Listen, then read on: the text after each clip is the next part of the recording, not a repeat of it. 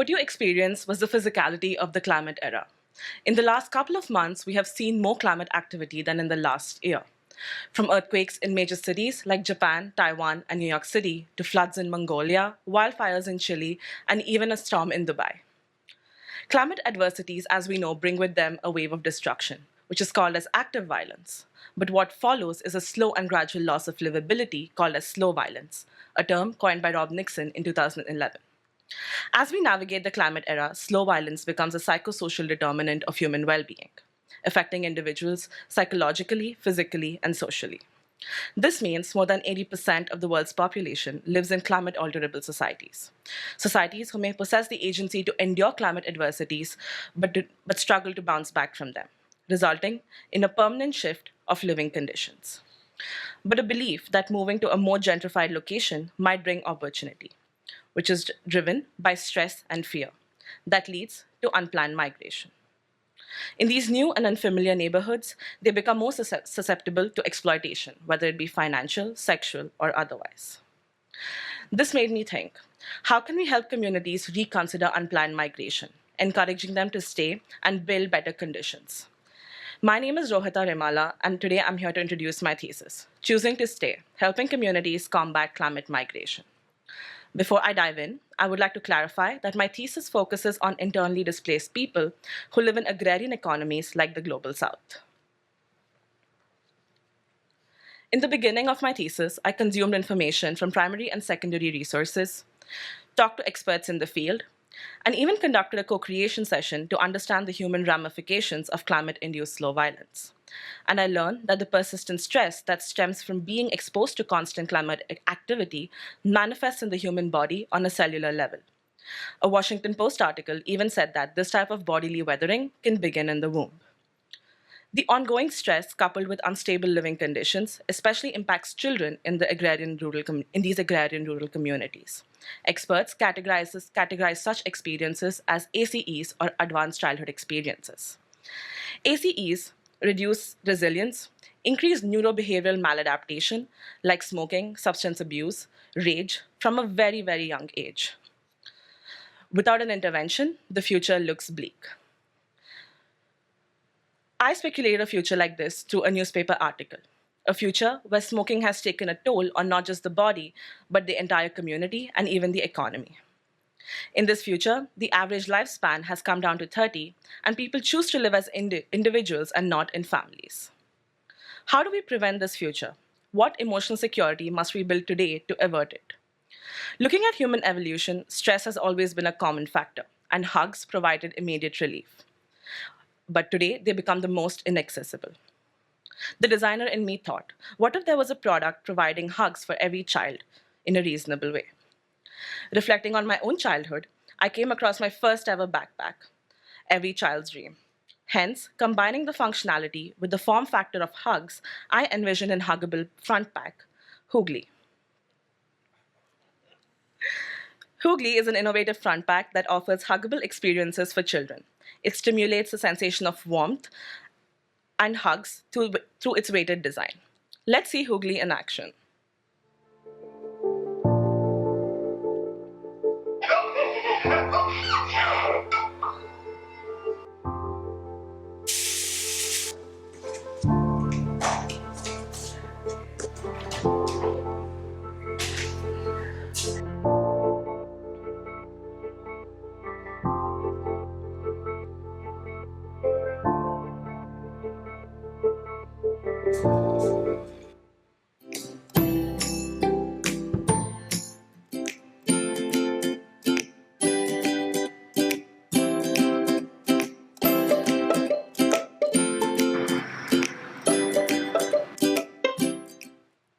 But only if it were that easy to battle slow violence. To battle slow violence is to battle it from both within and outside. When speaking to urban planning expert Justin Paul Ware, it came to light that the problem is actually two-faced. There's a lack of trust and agency, along with a lack of resilience, which leads to making unplanned choices. A systematic issue that needs to be addressed starting from a young age. So, how might we build trust from a young age?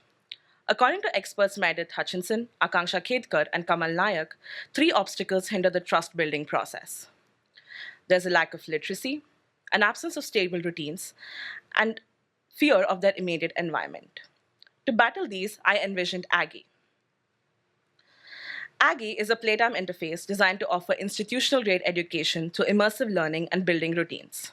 It offers a daily curriculum with certified content covering topics like civics, applied mathematics, and environmental science in bit sized information, ensuring engaging and diverse learning experiences.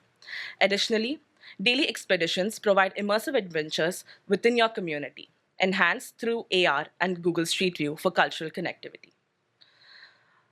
Along with these features, the app also has a dedicated parental control view, where parents can set learning outcomes, access report cards securely without any privacy concerns.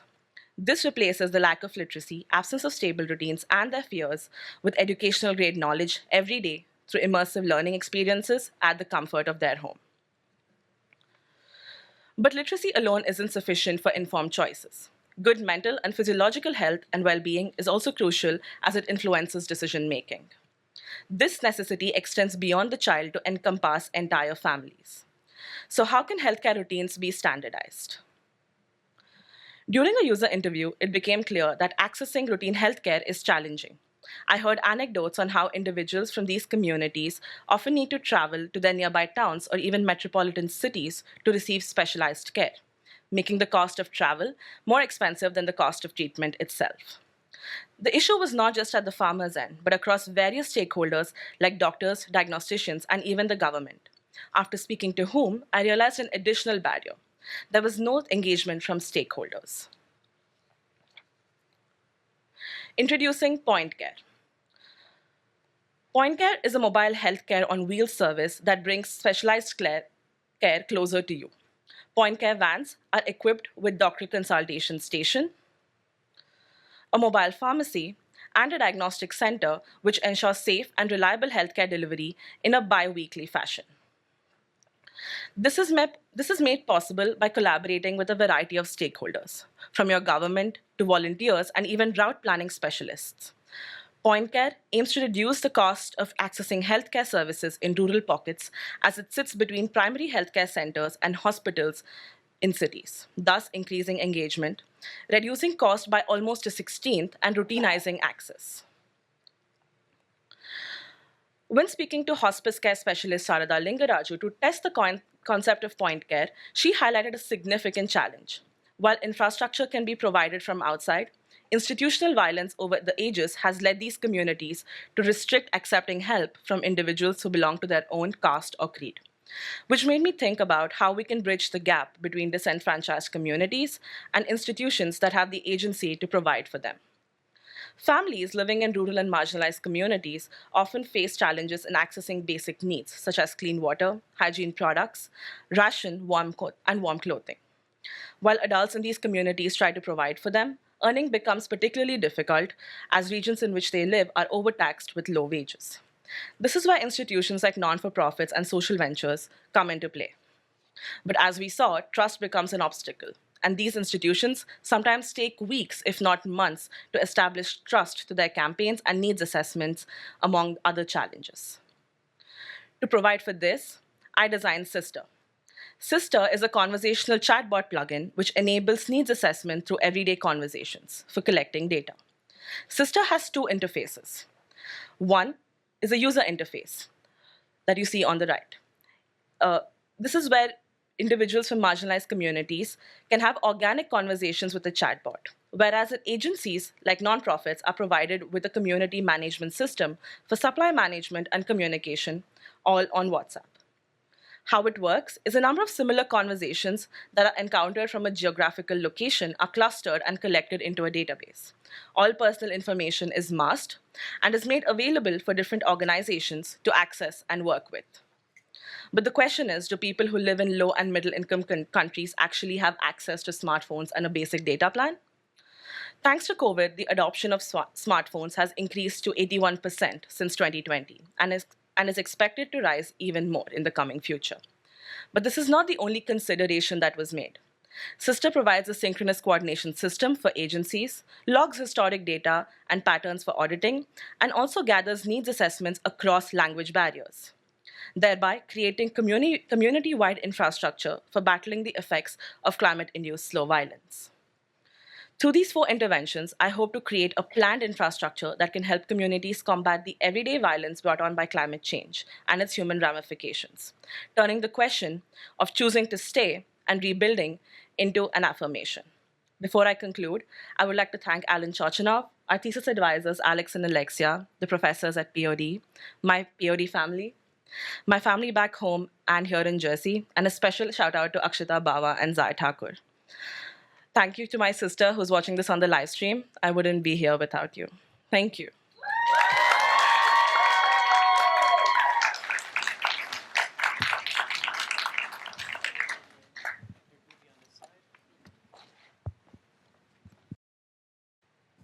Wow, that was a very big start.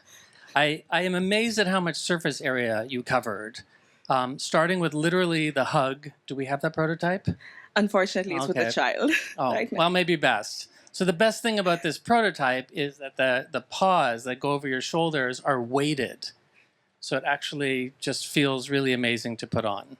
Thank you. Maybe we can get it at the break or something.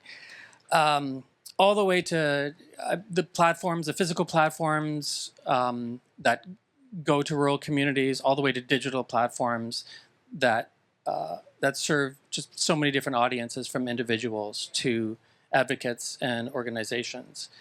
I wanted to actually ask you about the sister name, and also I know that you didn't get to talk about the user testing. Maybe you can tell us a little bit about that. Sure. So sister actually came to me from a user interview. I was speaking to this woman from Mumbai, and she was like, no matter what condition I'm in, even if I'm broke, talking to my sister just makes me feel less burdened, even if she can't help me. And I think that was really powerful. So sister is basically a system of sisterhood. Nice. And the user testing? Sister was particularly difficult to user test because it included stakeholders beyond the users itself, like non-for-profits, social ventures, volunteers who actually work on and off basis with these type of organizations. So actually, all the testing happened on WhatsApp itself through a platform called Maze, where I got, I think, responses from 114 people confirming it and saying that this is a great product. I'm excited about this start to the day. It does go straight after climate, which is one of the scariest, wicked problems that we have in the world right now, where I think a lot of people have just, in some sense, given up hope. You've given us like so many examples of hope and action. I really appreciate you and the work. Thank you. Thank you so much.